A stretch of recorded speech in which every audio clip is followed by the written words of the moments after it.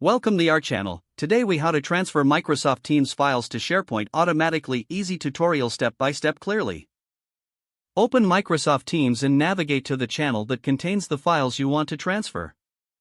Click on the Files tab at the top of the channel.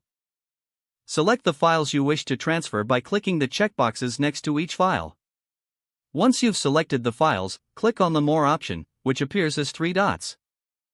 From the drop-down menu, choose Open in SharePoint. This action will redirect you to the SharePoint site associated with your team. In SharePoint, click on the Documents library in the left sidebar. Here, you should see the same files you selected in Microsoft Teams. To automate future transfers, you will use a flow in Power Automate. Open a new tab and navigate to the Power Automate website. Log in with your Microsoft account. Click on Create from the left menu to start a new flow. Choose Automated Cloud Flow from the options presented. Provide a name for your flow, such as Teams to SharePoint File Transfer. In the Choose Your Flows Triggers search box, type when a file. Now, connect your Microsoft Teams account and specify the channel you want to monitor. Next, add a new step by clicking on New Step. Search for and select Create File in SharePoint. Connect your SharePoint account if prompted.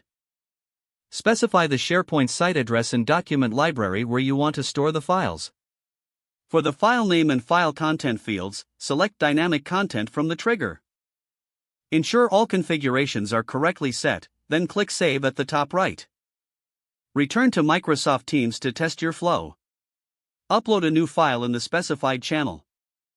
Check the SharePoint site to ensure the file has been automatically transferred.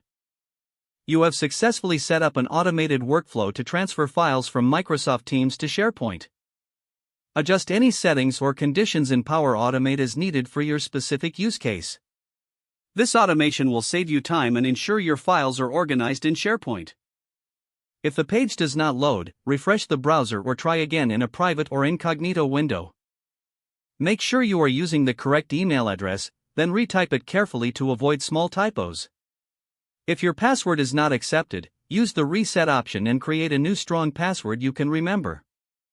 Don't forget to like this video and subscribe to our channel for more step-by-step tech guides.